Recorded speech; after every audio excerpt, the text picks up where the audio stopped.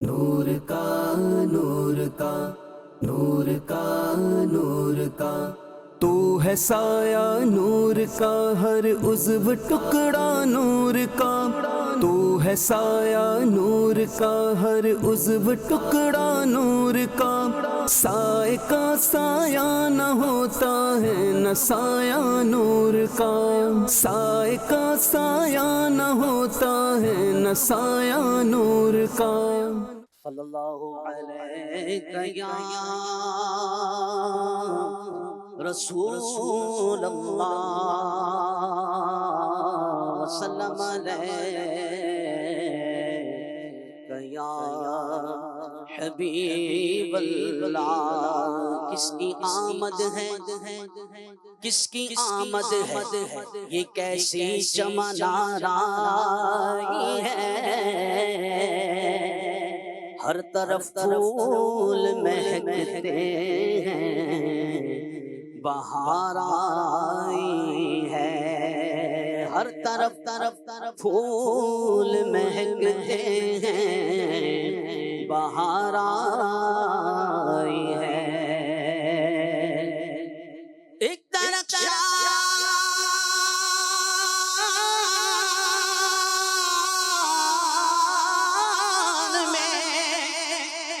مدینے سے ہوا آئی ہے، تو زلف محبوب یقیناً کہیں لہرائی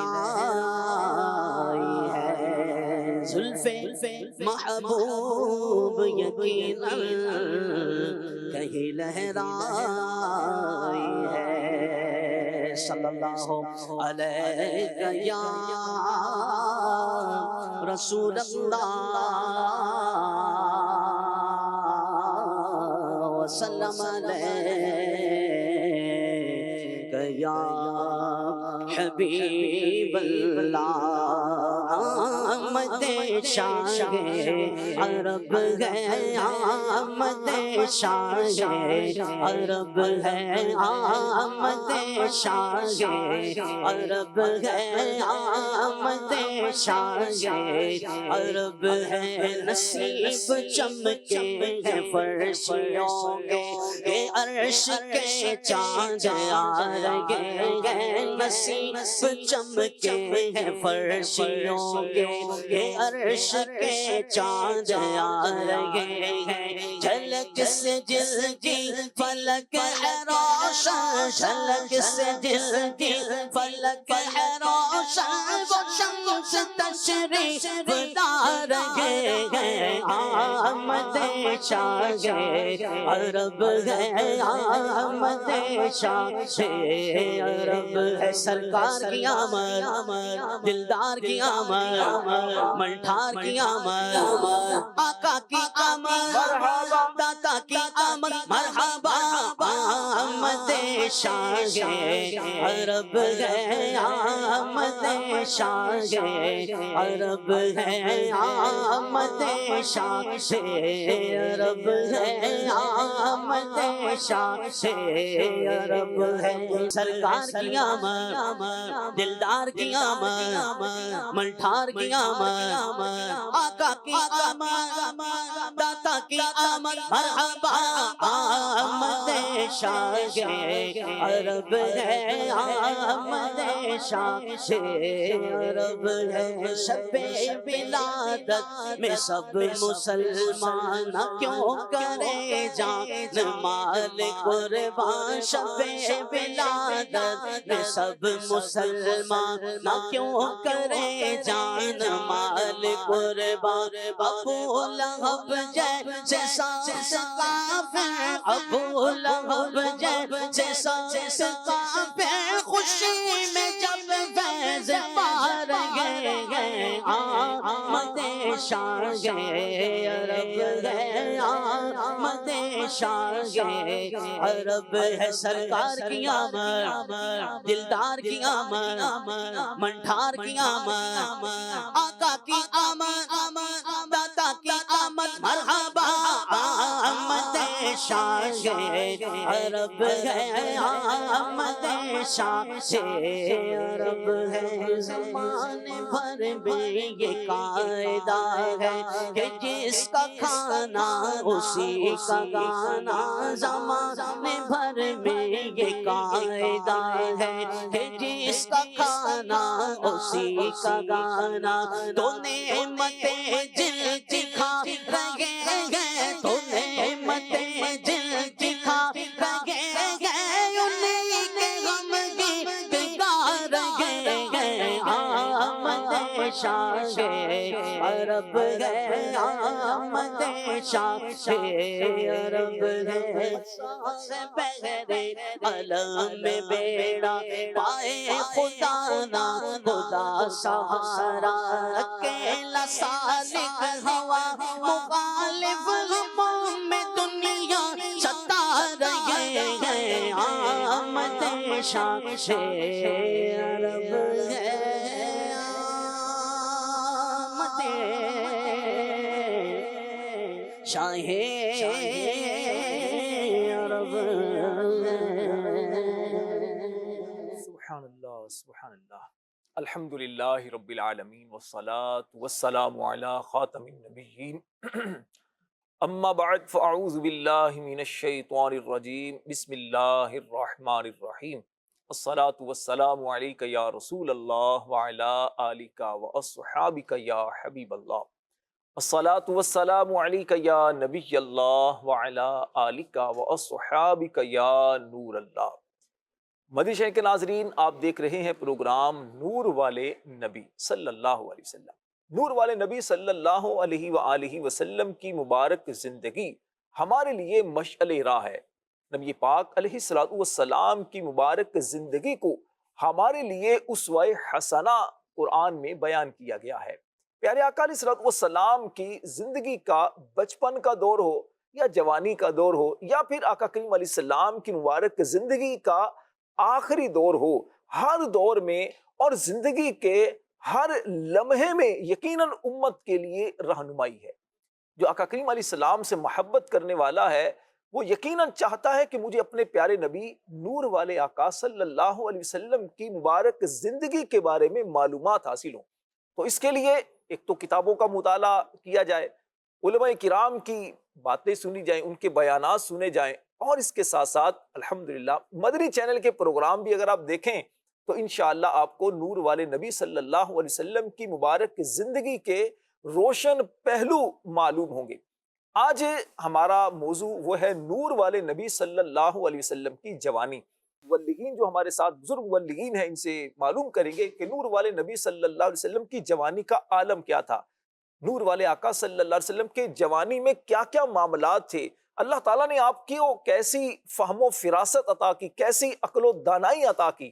اس کے علاوہ انشاءاللہ بہت ساری گفتگو ہوگی، اور آج کے جو نوجوان ہیں اس کے حوالے سے بھی انشاءاللہ الکریم بات کریں گے۔ پیارے آقا صلی اللہ علیہ وسلم کی بارگاہ میں درود و سلام پڑھنے کے بے شمار فضائل و برکات ہیں۔ ایک فضیلت یہ ہے کہ حضور سید عالم نور مجسم صلی اللہ علیہ وآلہ وسلم نے ارشاد فرمایا، مجھ پر درود پاک پڑھنا پل صراط پر نور ہے، جو مجھ پر جمعہ کے دن 80 بار درود پاک پڑھے گا اللہ کریم اس کے 80 سال کے گناہ معاف فرمائے گا۔ صلو علی الحبیب صلی اللہ علی محمد وعلی آلہ وصحبہ وبارک وسلم۔ مدنی چینل کے ناظرین، بزرگ مبلغین ہمارے ساتھ موجود ہیں، ان کا تعارف بھی چلیں آپ کو کرواتے چلیں۔ ہمارے ساتھ نعمان عطاری بھائی موجود ہیں، بڑی ماشاءاللہ خوبصورت گفتگو کرتے ہیں، علمی انداز سے بات کرتے ہیں۔ اللہ تعالیٰ نے دینی اور دنیاوی دونوں طرح کے علم سے ان کو نوازا ہے۔ ان کے ساتھ ہمارے بزرگ مبلغ ہیں ہاشم عطاری بھائی۔ ہاشم بھائی ماشاءاللہ بڑے دھیمی انداز میں اور ٹھہر ٹھہر کر گفتگو کرتے ہیں، جو گفتگو سنتے ہیں یقیناً ان کو وہ سیکھنے کو ملتا ہوگا۔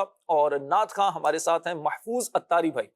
محفوظ عطاری بھائی جب کلام پڑھتے ہیں تو ماشاءاللہ مرحوم نگران شورا حاجی مشتاق عطاری رحمۃ اللہ علیہ کی یاد تازہ ہو جاتی ہے۔ اللہ ان کا فیضان سب کو نصیب فرمائے، ہمارے محفوظ بھائی کو بھی مزید برکتیں عطا فرمائے۔ سب سے پہلے میں چاہوں گا ہاشم بھائی کچھ اس بارے میں بیان کیجئے کہ سرکار دو عالم صلی اللہ علیہ وسلم کی جو جوانی ہے اس جوانی میں نبی پاک علیہ السلام کی عقل و دانائی کا کیا عالم تھا؟ نبی پاک علیہ السلام کو اللہ پاک نے فہم و فراست کیسی عطا فرمائی تھی؟ اس پر کچھ کلام اگر کریں۔ الحمدللہ رب العالمین والصلاۃ والسلام علی سید المرسلین۔ حضور، آپ نے جو ارشاد فرمایا کہ نبی پاک صلی اللہ علیہ وسلم کی سیرت ہمارے لیے مشعل راہ ہے، اور موضوع ہے نور والے نبی کی جوانی۔ لہذا اگر نبی پاک صلی اللہ علیہ وسلم کی سیرت کا صحیح معنی میں مطالعہ کیا جائے تو ہر عمر والے کو اس میں مطلب کہ ضرور مطلب کہ برکتیں ملتی ہیں۔ سبحان بلکہ اگر کوئی چاہے نہیں کہ میں سدھرنا چاہتا ہوں تو سرکار صلی اللہ علیہ وسلم کی سیرت کا مطالعہ کرے، انشاءاللہ اس کو بہترین رہنمائی ملے گی۔ جہاں تک جوانی کا تعلق ہے، جوان بھی دیکھیں، میرے آقا صلی اللہ تعالیٰ علیہ وسلم کی جوانی یہ سمجھے کہ تقریباً عمر 25 سال کی ہوئی تو یہ حال تھا کہ آپ کی امانت داری، آپ کی سچائی کا ڈنکا بج رہا تھا، اور لوگ آپ کو امین اور صادق کے لقب سے پکارتے تھے۔ حضرت سیدتنا ام المؤمنین خدیجہ الکبریٰ رضی اللہ تعالی عنہا، ان کے بارے میں ملتا ہے کہ بڑی مالدار خاتون تھی۔ سبحان اللہ۔ ان کے شوہر کا انتقال ہو گیا تھا اور وہ تجارت کرتی تھی اور کافی مشہور بھی تھی، اور ان کے لیے کئی رشتے آئے تھے، ٹھیک، لیکن آپ نے کسی رشتے کو قبول نہیں کیا تھا۔ ان کو ایک ایسے شخص کی ضرورت تھی جو ان کا تجارت کا سامان لے کر مطلب ہے کہ وہاں بیچنے کے لیے جائے۔ جب نبی پاک صلی اللہ علیہ وسلم کا تذکرہ سنا کہ امین ہے، صادق ہے، تو پھر آپ کو بلا بھیجا، سرکار تشریف لائے۔ اس وقت اعلان نبوت نہیں فرمایا تھا، تو انہوں نے بات کی کہ آپ کی امانت داری کا میں نے چرچا سنا ہے، میں چاہتی ہوں کہ میرا سامان تجارت لے کے آپ جائیں، سیل کریں، اور آپ کی ایمانداری ہے تو میں دوسروں کو جتنا معاوضہ دیتی ہوں آپ کو ڈبل دوں۔ واہ، یعنی یہیں سے معتقد ہو گئی سبحان اللہ۔ اگر دیکھا جائے تو سرکار نے قبول فرما لیا صلی اللہ علیہ وسلم۔ تو انہوں نے اپنے بہت ہی مطلب کہ فرمانبردار غلام میسرہ کو آپ کے ساتھ کر دیا، خدمت کرتے رہیں گے۔ اب یہ سفر کا سلسلہ شروع ہوا۔ سرکار دو عالم صلی اللہ تعالی علیہ وسلم جو ہے جب مشہور شہر بصرہ میں پہنچے تو وہاں ایک راہب اس کے قریب قیام فرمایا۔ میسرہ جو ہے نا اس سے کہنے لگا وہ راہب کہ یہ کون ہے جو تمہارے ساتھ آئے ہیں؟ بولا یہ خاندان بنو ہاشم کے چشم و چراغ ہیں اور امین کے نام سے یہ مشہور ہیں۔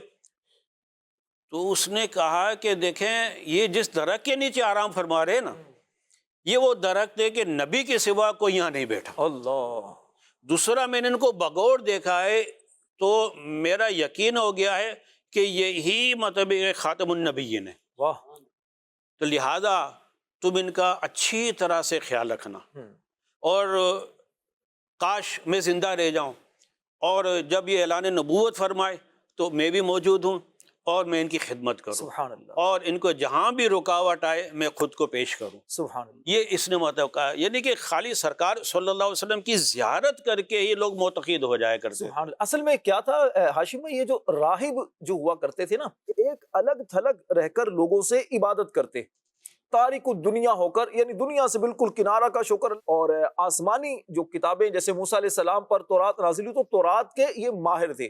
ہمیں جو بھی احادیث میں اس طرح کا ذکر ملتا ہے اور سیرت کی کتابوں میں اس طرح کا جو ذکر ملتا ہے کہ نبی پاک علیہ السلام ملک شام گئے تو وہاں ایک راہب آپ کو ملا تھا، یمن گئے وہاں ایک راہب جیسے ملا ہے، یا کسی اور جگہ گئے تو وہاں کوئی راہب ملا، کوئی بڑا آدمی ملا، یا پھر نبی پاک علیہ السلام جب پہلی وحی نازل ہوئی تو حضرت خدیجہ الکبریٰ رضی اللہ تعالی عنہا کے جو کزن تھے آپ کے ورقہ بن نوفل، اس سے جو ملاقات ہوئی، اب وہ بھی آسمانی کتابوں کا ماہر تھا، تو ان لوگوں نے ہوا کیا کہ وہاں پر آسمانی کتابوں میں نبی پاک علیہ السلام کا ذکر پڑھ لیا تھا کہ آخری نبی جو ہوگا نا اس کی یہ نشانیاں ہوں گی، جیسے ختم نبوت ہوگی ان کی دو کندھوں کے درمیان ایک گوشت تھوڑا سا ابھرا ہوا سا تھا۔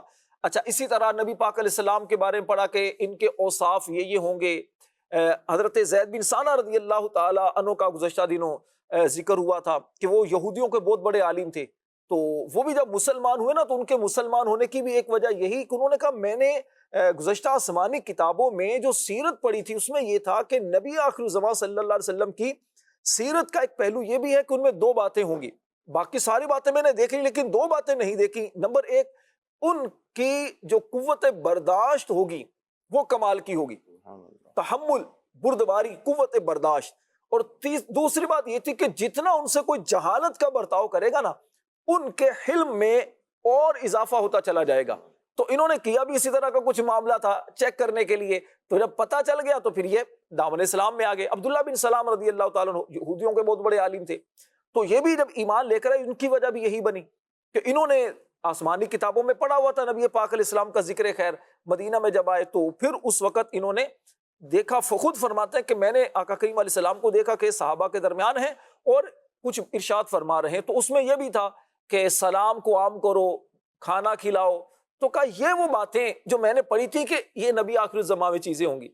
اچھا واقعہ وہ آپ مکمل کریں، واقعہ آپ کا درمیان میں رہ گیا، معذرت، وہ کیا تھا کہ نبی پاک علیہ السلام جب پھر وہاں سے تجارت وغیرہ کر کے واپس آتے ہیں تو پھر کیا معاملات ہوئے؟ کچھ تجارت کا سامان جلدی بک بھی گیا، ٹھیک ہے، اچھے داموں بکا۔ اچھا پھر واپس مطلب تشریف لا رہے تھے تو حضرت خدیجۃ الکبریٰ اپنی مطلب کہ بالائی منزل پر کھڑی اور قافلے کا نظارہ کر رہی تھی۔ اب ان کو ایک بہت ہی حیرت انگیز منظر نظر آیا، کیا کہ سرکار دو عالم صلی اللہ علیہ وسلم تشریف لا رہے ہیں اور دو فرشتے ان کے سر پر سایہ کیے ہوئے تاکہ سورج کی روشنی نہ پڑے۔ وہ اور معتقد ہو گئی کہ یار یہ اتنی عظیم شخصیت ہے، تشریف لائے، پھر بات چیت ہوئی۔ بعد میں آپ نے اپنے غلام میسرہ سے تذکرہ کہ میں نے یہ دیکھا ہے، اس نے کہا آپ نے تو ایک بار دیکھا ہے، میں نے تو پورے سفر میں یہ منظر دیکھا۔ اللہ اللہ۔ پھر اس نے راہب والا واقعہ بتایا کہ راہب نے جو بات کہی ہے تو نبی آخر الزمان ہے، آخری نبی ہے۔ اب یہ سن کر تو وہ گرویدہ ہو گئی اور دل میں یہ خواہش پیدا ہو کہ نکاح کرنا ہے تو انہی سے مجھے کرنا۔ یعنی غور کیجئے کہ سرکار دو عالم صلی اللہ علیہ وسلم کو کہنا نہیں پڑا میں امین صلی اللہ علیہ وآلہ وسلم جو تھے سرکار دو عالم صلی اللہ علیہ وآلہ وسلم، ان کو کہنا نہیں پڑا، ان کے کردار کو دیکھ کر ہی وہ اتنی متاثر ہو گئی اور نکاح کے لیے راضی ہو گئی۔ تو آج ہمارے نوجوانوں کو آج ہمارے پرفارمنس دکھانے کی بڑی ہوتی ہے کہ میں اچھا کر کے دکھاؤں، لوگ مجھے اچھا کہیں، میری تعریف کریں، نہیں، اپنے کردار کو مطلب ایک ایسا بنا کے رکھیں کہ لوگ خود تعریف کریں کہ آپ اچھے ہیں۔ واہ سبحان اللہ۔ جوانوں کے بارے میں آپ سے مزید انشاءاللہ بات کرتے ہیں۔ ظاہر بات ہے آپ لوگوں کی بھی جوانی اگر یوں کہا جائے تو غلط نہیں ہوگا کہ دعوت اسلامی کے دینی کاموں میں گزری ہے، اور دعوت اسلامی کو قبلہ امیر اہل سنت کی جوانی کو جتنا قریب سے آپ لوگوں نے دیکھا ہے بہت کم ایسے افراد ہیں، تو انشاءاللہ اس پر بھی ہاشم بھائی کچھ باتیں آپ سے کرنی ہیں۔ امیر اہل سنت کی جوانی میں آپ کا کیا ایک انداز ہوا کرتا تھا؟ چونکہ آپ نبی پاک علیہ السلام کے عاشق ہیں، نبی پاک سے والہانہ محبت کرنے والے، اور یہ کہا جائے تو غلط نہیں ہوگا دنیا بھر میں اگر سنتوں کا ڈنکا جیسا امیر اہل سنت نے بجایا ہے، جیسا امیر اہل سنت نے سنتوں کو عام کیا ہے، بہت کم ایسی شخصیات ہمیں معاشرے میں نظر آتی ہیں۔ نعمان بھی ایک شعر ہے اعلیٰ حضرت کا، اور اس شعر کے بعد پھر چاہوں گا آپ سے کچھ گفتگو کروں۔ اعلیٰ حضرت فرماتے ہیں، گود میں عالم شباب، حال شباب کچھ نہ پوچھ، گود میں عالم شباب، حال شباب کچھ نہ پوچھ، گل بنے باغ نور کی اور ہی کچھ اٹھان ہے۔ سبحان اللہ۔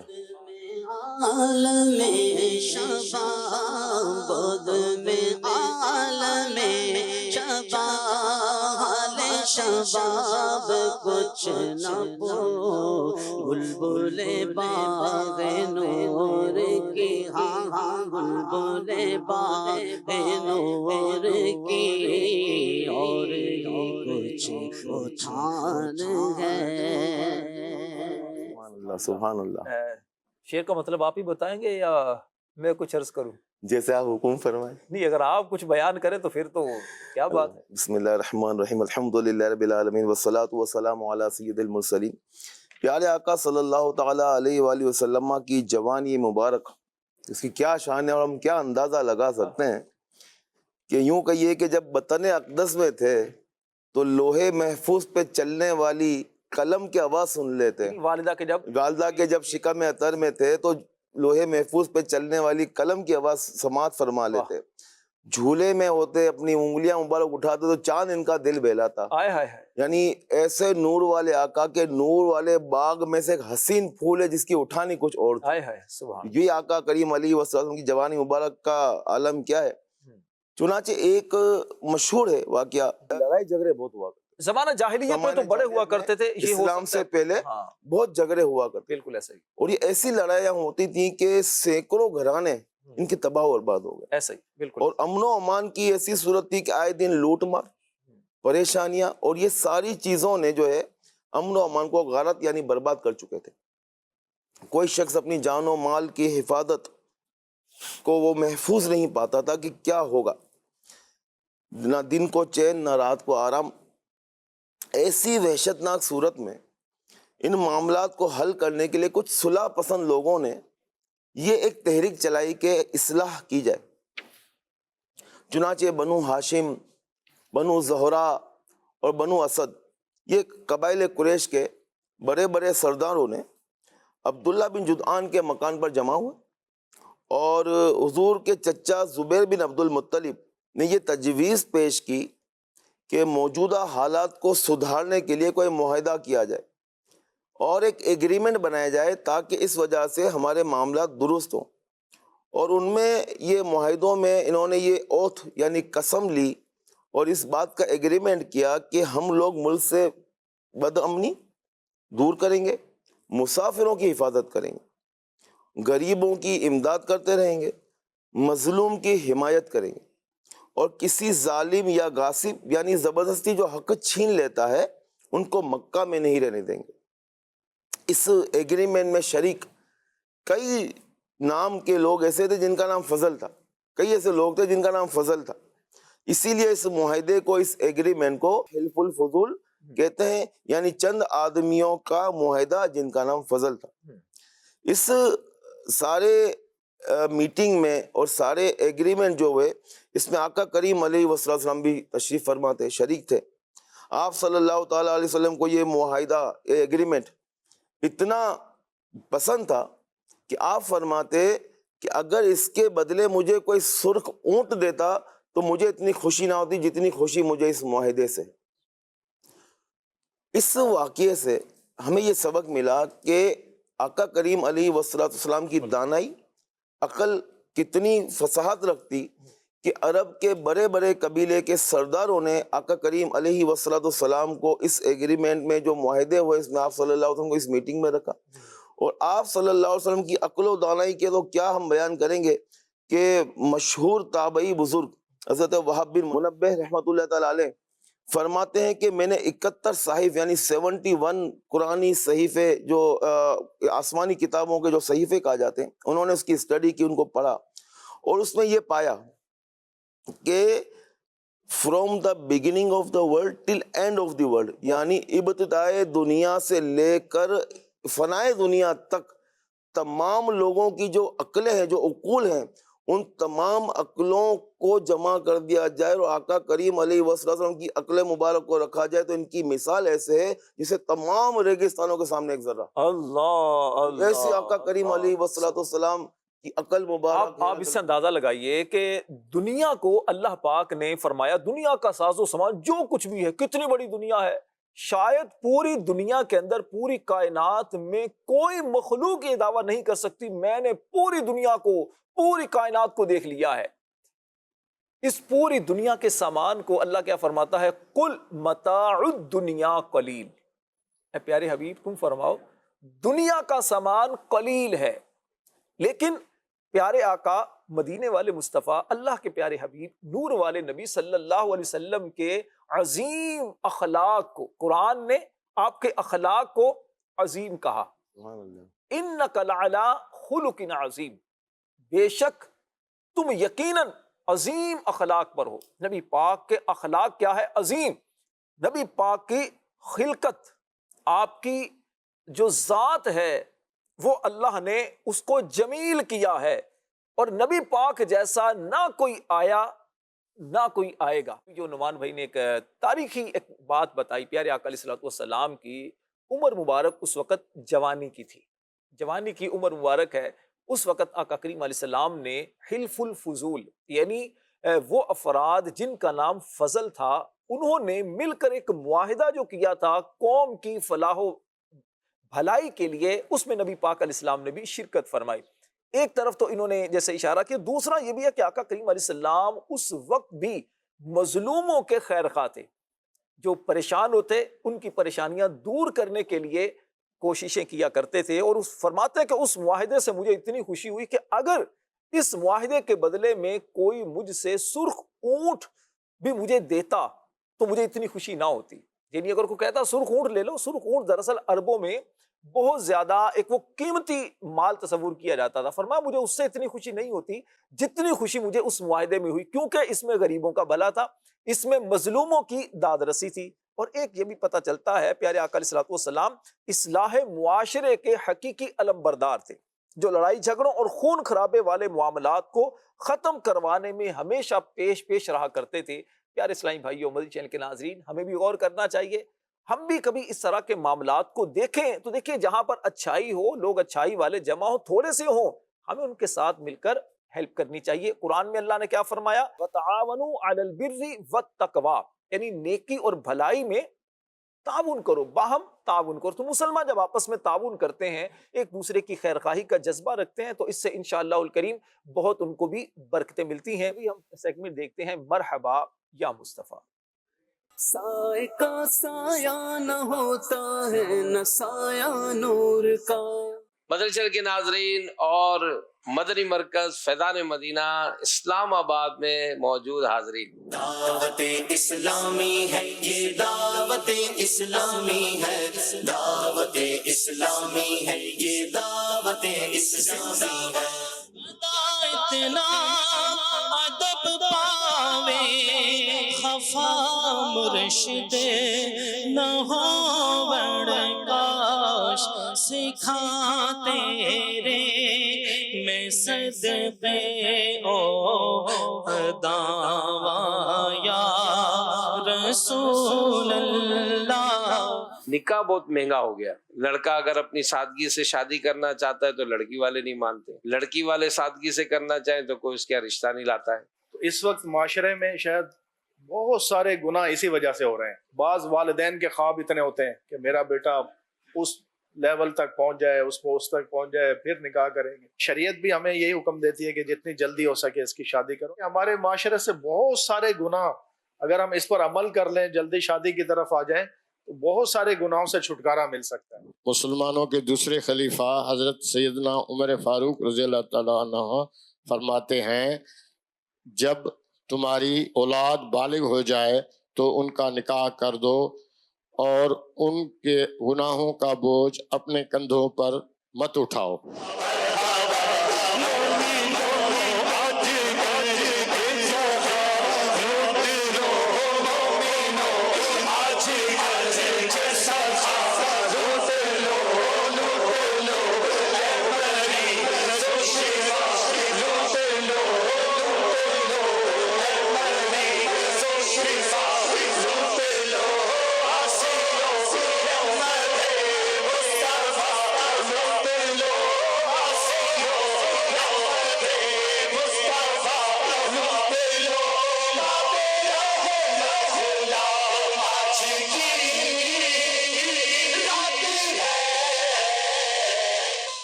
سائے کا سایہ نہ ہوتا ہے نہ سایہ نور کا۔ صلو علی الحبیب صلی اللہ علی محمد وعلی آلہ وصحبہ وبارک وسلم۔ مدنی چینل کے ناظرین، آپ سیگمنٹ دیکھ رہے تھے مرحبا یا مصطفیٰ۔ پورا پروگرام جب یہ دیکھیں گے خوشیوں بھرے لمحات، یہ اسلام آباد میں ریکارڈ ہوا تھا اور بڑا ہی دلچسپ قسم کا ریکارڈ ہوا تھا۔ کریم آقا صلی اللہ علیہ وسلم کی مبارک سیرت پر بھی گفتگو ہوئی تھی۔ انشاءاللہ جب دیکھیں گے مزے کو بھی مزہ آئے گا، لیکن ابھی ہم نے اگلے سیگمنٹ کی جانب جانا ہے اور اس سیگمنٹ کا نام ہے نور والے نبی کی سیرت۔ سائے کا سایہ نہ ہوتا ہے نہ سایہ نور کا۔ اللہ کے پیارے اور آخری نبی صلی اللہ علیہ وآلہ وسلم کی عمر مبارک جب 40 سال ہوئی تو آپ علیہ السلام کی مبارک ذات میں ایک نیا انقلاب پیدا ہو گیا۔ محبت الہی اور عبادت الہی کا ذوق آپ کو مکی زندگی کی مصروفیات سے نکال کر ایک غار میں لے گیا۔ وہاں آپ اکیلے رہ کر اللہ کریم کی عبادت میں مشغول رہا کرتے تھے۔ کعبہ شریف سے کچھ فاصلے پر ایک غار ہے جس کا نام ہے غار حرا۔ اس غار میں کئی دنوں کا کھانا پانی لے کر تشریف لے جاتے اور غار کے پرسکون ماحول میں تنہائی میں اللہ پاک کی عبادت اور غور و فکر میں مصروف رہا کرتے تھے۔ جب کھانا پانی ختم ہوتا تو کبھی خود آ کر اور کبھی حضرت سیدتنا خدیجہ رضی اللہ تعالیٰ عنہ آپ کی جو زوجہ ہیں وہ آپ کو کھانا اور پانی جو ضرورت کا ہوتا وہ پہنچا دیا کرتی۔ آج بھی یہ نورانی غار اپنی اصلی حالت میں موجود ہے۔ وحی کی ابتدا سچے خوابوں سے ہوئی۔ آپ رات کو نیند کی حالت میں جو خواب دیکھتے بعد میں اس کی تعبیر اس طرح واضح ہو جاتی جیسے دن کا اجالا، سورج کی روشنی کی طرح وہ تعبیر جو ہے اس کی مل جاتی۔ 6 مہینے اسی طرح گزر گئے۔ رمضان کے مبارک مہینے میں جب آپ معمول کے مطابق غار حرا کی تنہائیوں میں اللہ پاک کی عبادت میں مشغول تھے کہ ایک رات تمام فرشتوں کے سردار حضرت سیدنا جبریل امین علیہ السلام آپ کی خدمت میں حاضر ہوئے اور اللہ کریم کا پہلا روح پرور پیغام وحی کی صورت میں آپ تک پہنچایا۔ پھر کچھ عرصہ وحی نازل ہونے کا سلسلہ بند رہا۔ کچھ عرصے بعد آقا کریم علیہ السلام کہیں جا رہے تھے کہ کسی نے کہا یا محمد۔ جب آپ نے یہ سنا تو آسمان کی طرف نظر اٹھا کر دیکھا، حضرت جبریل علیہ السلام جو غار حرا میں آئے تھے اب زمین و آسمان کے درمیان ایک کرسی پر بیٹھے ہیں۔ آپ پر پھر خوف طاری ہوا، آپ گھر آئے اور کمبل اوڑھ کر لیٹ گئے۔ اس وقت قرآن کریم کی سورہ مدثر کی 5 آیتیں نازل ہوئیں۔ اللہ کریم فرماتا ہے یا ایھا المدثر قم فانذر وربک فکبر وثیابک فطہر والرجز فہجر، یعنی اے چادر اوڑھنے والے کھڑے ہو جاؤ، پھر ڈر سناؤ اور اپنے رب ہی کی بڑائی بیان کرو اور اپنے کپڑے پاک رکھو اور گندگی سے دور رہو۔ اپنے رب کا یہ حکم ملتے ہی آپ علیہ السلام نے حق کا علم بلند کرنے اور تمام عالم کو نور توحید سے منور کرنے کا پکا ارادہ فرما لیا۔ ذرا غور کیجئے، پیارے آقا علیہ السلام کمبل اوڑھ کر آرام فرما رہے ہیں، اسی حالت کو اللہ پاک نے قرآن میں کس خوبصورت انداز میں بیان فرمایا۔ سبحان اللہ۔ اللہ کے پیارے اور آخری نبی، سچے نبی صلی اللہ علیہ وسلم نے سب سے پہلے خفیہ طور پر لوگوں کو دعوت اسلام دی، جن پر آپ کو اعتماد بھی تھا۔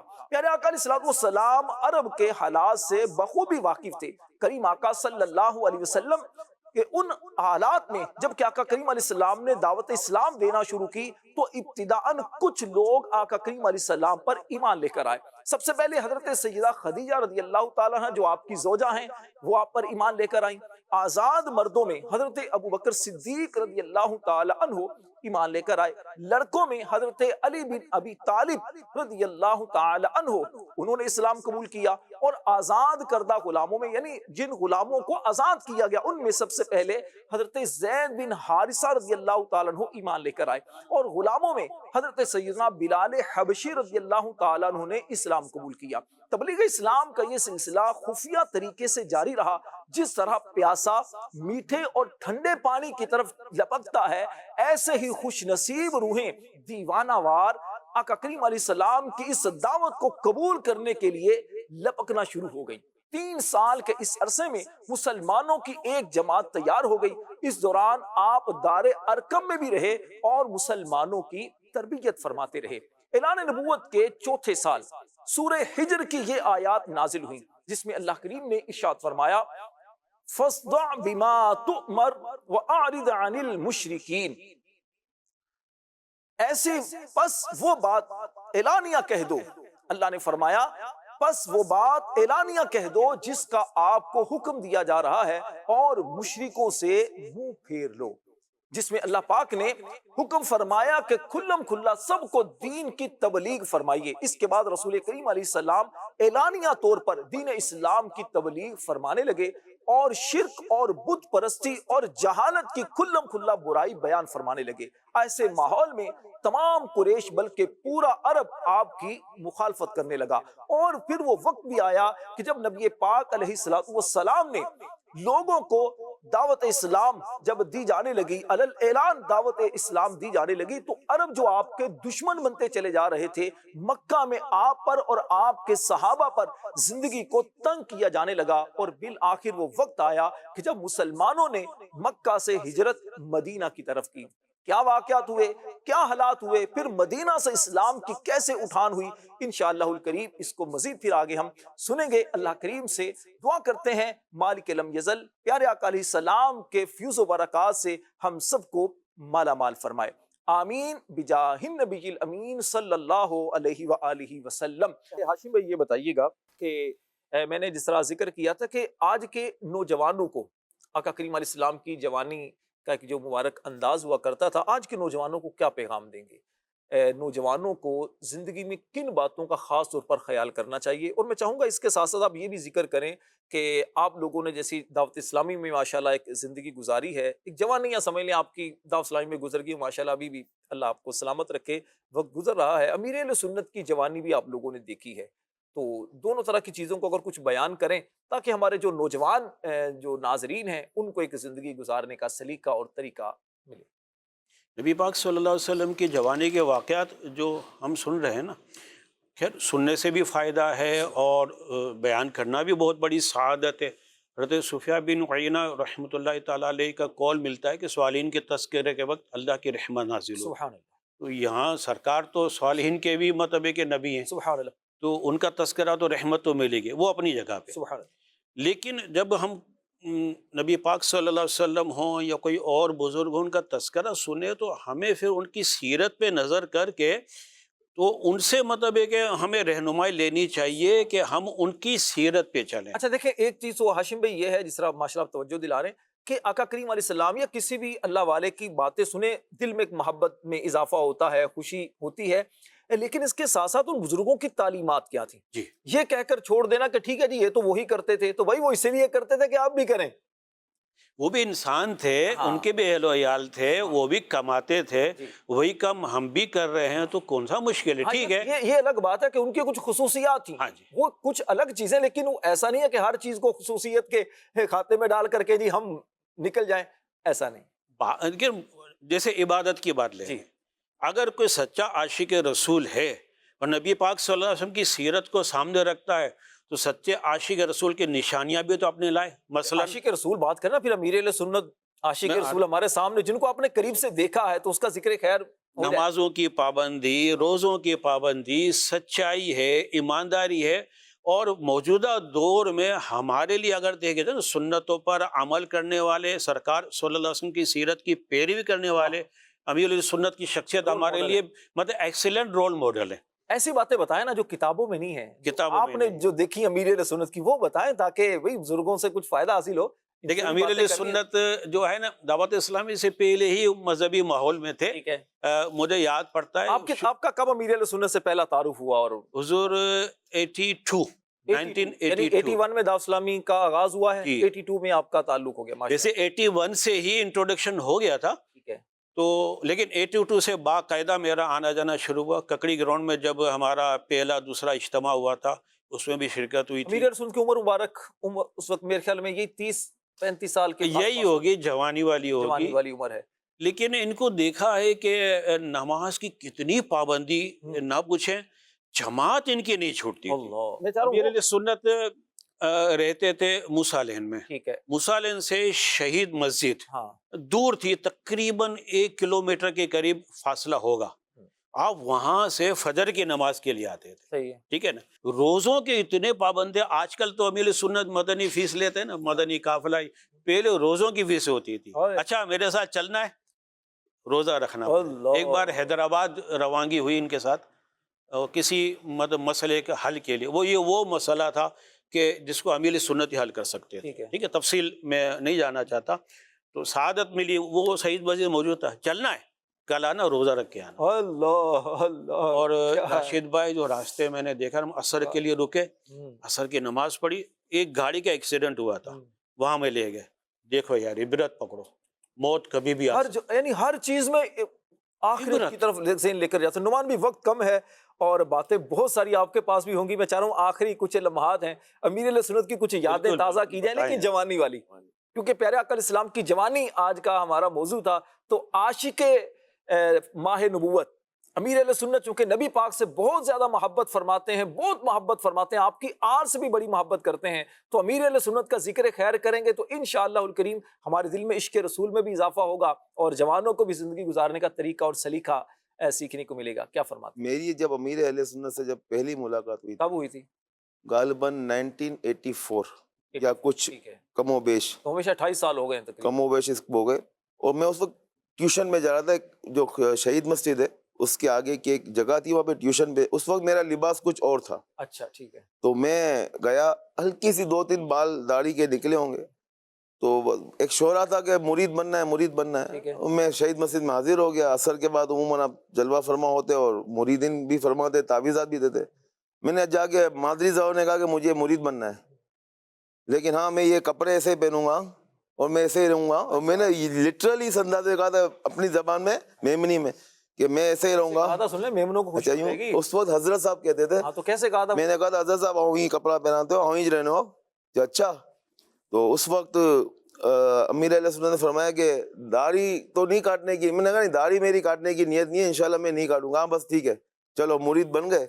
پھر ان کی صحبت کا یہ اثر ہوا، مطلب اجتماع گلزار حبیب کے ہوتے، اس پر اس کے بعد اعتکاف ہوا. اب مجھے یقین کریں اعتکاف کا کوئی وہ نہیں کہ کس طرح ہوتا ہے کیا ہوتا ہے. اعتکاف کر لیا. اس وقت ایک سلسلہ چلا تھا، ہاشم بھائی کو یاد ہوگا کہ غم مدینہ، اس میں ایک الگ ہی، ہاشم بھائی آپ کو یاد ہوتی. اور اچھا اس وقت دیکھا دیکھی میں نے بھی کہ میں افطاری نہیں کروں گا، میں سحری، مجھے غم مدینہ چاہیے. اب سب جب میں اپنے وہاں پہ حجرہ بنتا تھا، پہلے کپڑے لٹکتے تھے گلزار حبیب میں. اب میں بیٹھ گیا کہ نہ میں روزہ کھولوں گا نہ میں یوں کروں گا، مجھے غم مدینہ چاہیے.